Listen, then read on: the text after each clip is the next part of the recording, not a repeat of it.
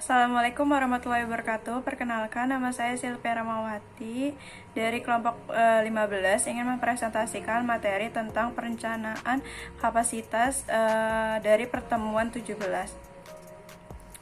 Agar perusahaan dapat berproduksi secara efisien dan efektif, maka perusahaan harus menerapkan fungsi perencanaan kapasitas produksi. Sebelum kita membahas perencanaan kapasitas produksi, ada baiknya kita mengetahui pengertian dari kapasitas.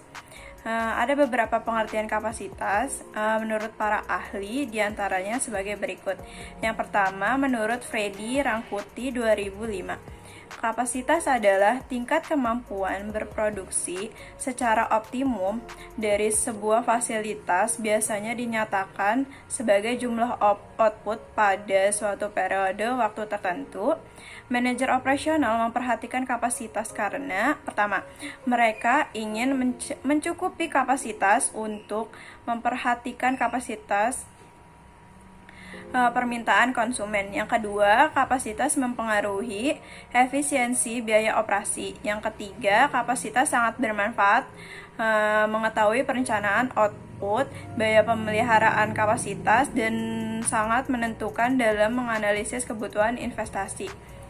Menurut Sumyang 2003, kapasitas adalah tingkat kemampuan produksi dari suatu fasilitas, biasanya dinyatakan dalam jumlah volume output per periode waktu peramalan permintaan yang akan datang akan memberikan pertimbangan untuk merancang kapasitas. Yang ketiga, menurut T. Hani Handoko 1999, kapasitas adalah suatu tingkat keluaran, suatu kuantitas keluaran dalam periode tertentu dan merupakan kuantitas keluaran tertinggi yang mungkin selama periode waktu itu. Menurut Hani Handoko, jenis kapasitas dapat dibagi atas yang pertama, design capacity, yaitu tingkat keluaran persatuan waktu untuk mana pabrik dirancang.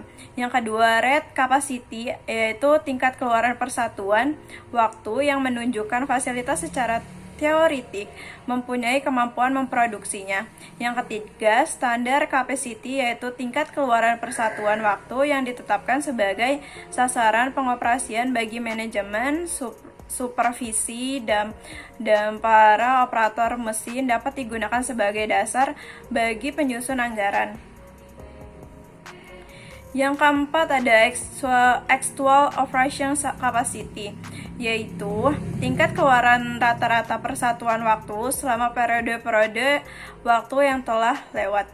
Yang kelima, peak capacity, yaitu jumlah keluaran persatuan waktu atau mungkin lebih rendah daripada rate tetapi lebih besar daripada standar yang dapat dicapai melalui maksimisasi keluaran dan akan mungkin dilakukan dengan kerja lembur, menambah tenaga kerja, menghapuskan penundaan, mengurangi jam istirahat, dan sebagainya.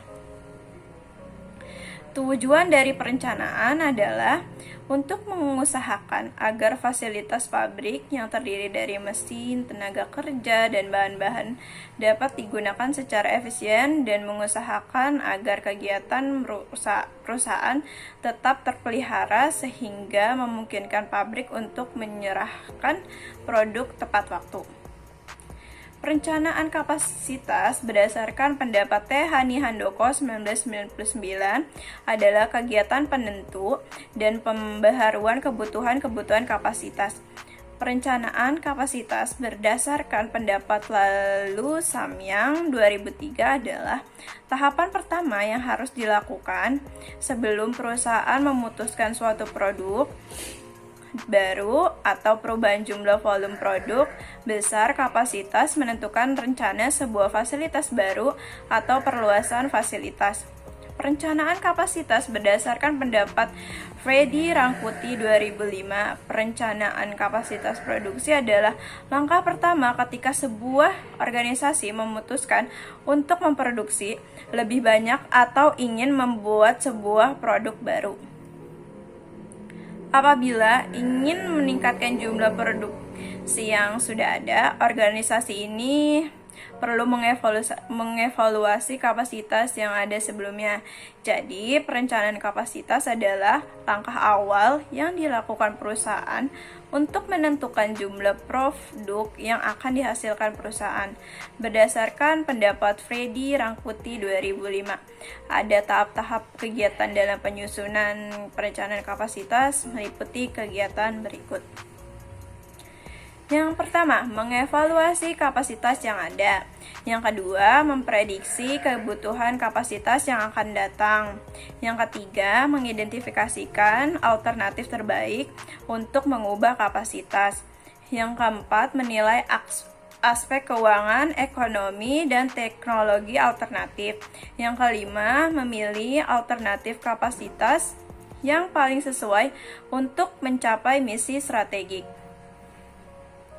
Aspek-aspek kapasitas produksi. Yang pertama, pusat kerja suatu fasilitas produksi spesifik yang terdiri dari orang atau mesin dengan kemampuan yang sama dan dapat dipertimbangkan untuk tujuan perencanaan, kebutuhan, dan penjadwalan terperinci. Yang kedua, pesanan manufacturing, suatu dokumen atau identitas jadwal yang memberikan kewenangan untuk membuat part tertentu atau produk dalam jumlah tertentu. Yang ketiga, routing sekumpulan informasi yang merinci metode pembuatan item tertentu dan standar untuk waktu setup dan waktu pelaksanaan kerja. Yang keempat, banyaknya kerja yang dijadwalkan untuk dilakukan oleh fasilitas manufacturing dalam periode waktu yang ditetapkan. Yang kelima, kapasitas tingkat output yang dapat dicapai dengan spesifikasi produk mix, tenaga kerja, dan peralatan yang ada sekarang. Pengertian perencanaan kapasitas. Perencanaan kapasitas merupakan keputusan perencanaan strategi jangka panjang yang ditujukan untuk mengadakan seluruh sumber daya produktif yang dibutuhkan oleh perusahaan untuk dapat dipakai menghasilkan level produksi tertentu. Proses perencanaan kapasitas produk. Yang pertama itu memperkirakan permintaan di masa depan termasuk dampak dari teknologi, persaingan, dan hal lainnya. Yang kedua, menjabarkan perkiraan itu dalam bentuk kebutuhan fisik. Yang ketiga, menyusun pilihan terencana kapasitas yang berhubungan dengan kebutuhan.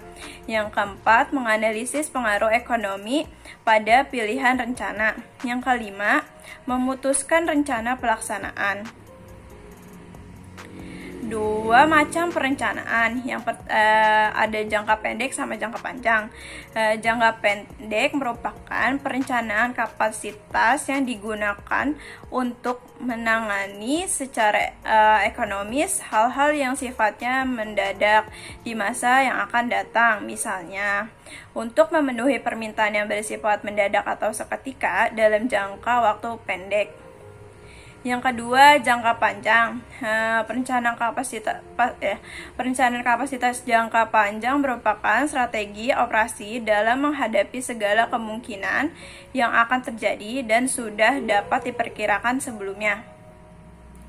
Faktor kapasitas produksi. Yang pertama ada kapasitas bahan baku, yaitu merupakan jumlah bahan baku yang mampu disediakan dalam waktu tertentu. Yang kedua, kapasitas jam kerja mesin, yaitu jumlah jam kerja normal mesin yang mampu disediakan untuk melaksanakan kegiatan produksi. Yang ketiga, kapasitas tenaga kerja, yaitu jumlah jam tenaga kerja normal yang mampu disediakan. Yang keempat, modal kerja, yaitu kemampuan penyediaan dan untuk melaksanakan produksi. Yang kelima, kapasitas permintaan, yaitu jumlah permintaan produksi yang akan disediakan. Metode perencanaan kapasitas produk.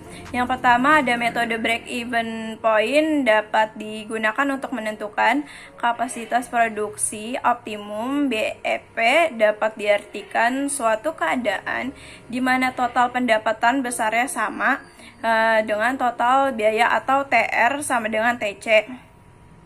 Yang kedua ada programmasi linear adalah suatu model optimasi pemasaran linear berkenaan dengan keadaan linear yang dihadapinya. Masalah programmasi linear berarti adalah masalah pencarian nilai-nilai optimum atau maksimum atau minimum sebagai fungsi linear pada suatu sistem sehimpun kendala linear.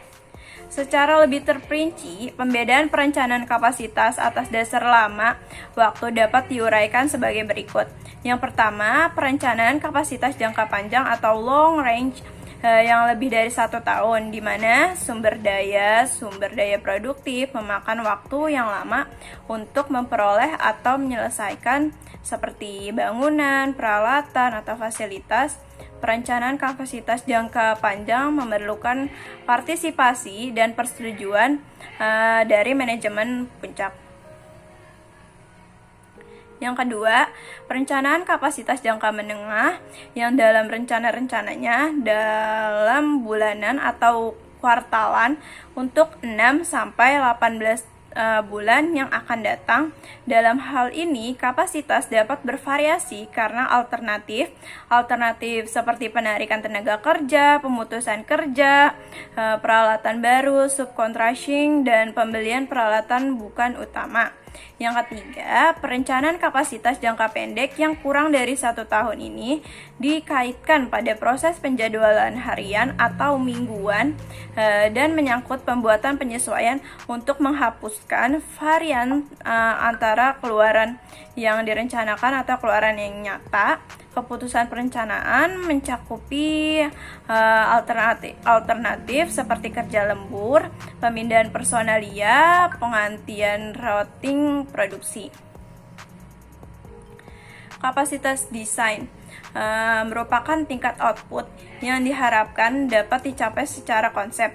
Sebagai contoh, sebuah pabrik manufacturing didesain untuk memproduksi secara penuh 500 peralatan tiap tahunnya. Target ini mungkin dapat dan tidak dapat dicapai, bahkan mungkin lebih melebihi jika semua fasilitas sebuah terpasang dan semua peralatan produksi baru dan bekerja secara optimum. Sebagai contoh, jika sebuah kontraktor diberi pekerjaan untuk membangun sebuah pabrik baru atau sebuah peralatan, seringkali ada tingkat persen 95% yang harus dicapai, dan hal tersebut telah disetujui bersama dari kapasitas desain sebelum memesan menerima pekerjaan tersebut atau handoff. Kapasitas efektif merupakan pengurangan dari kapasitas desain untuk menggambarkan kondisi tertentu dari pengoperasionalan suatu usaha. Hal ini mungkin disebabkan karena mesin masih dalam perawatan, tenaga kerja yang terlatih sangat terbatas, dan lainnya. Sehingga mungkin kapasitas yang tadinya 500 peralatan menjadi 450 pada kondisi operasi tersebut. Ada utilization. Meski pada kapasitas efektif tidak ada satupun mesin dan pekerja yang mampu bekerja secara kontinu atau terus-menerus tanpa berhenti, hal tersebut tentunya akan mengurangi tingkat output yang akan dicapai, sehingga dalam hal yang biasa untuk mengurangi kapasitas efektif dengan 15% atau lebih ketika kita mengevaluasi suatu operasi dari sistem produksi.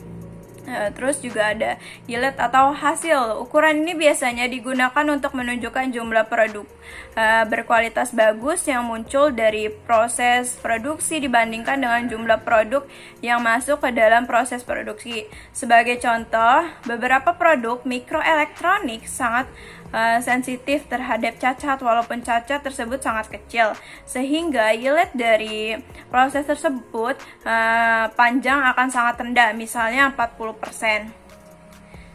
Kurang lebihnya mohon maaf. Itu saja presentasi dari saya. Wassalamualaikum warahmatullahi wabarakatuh.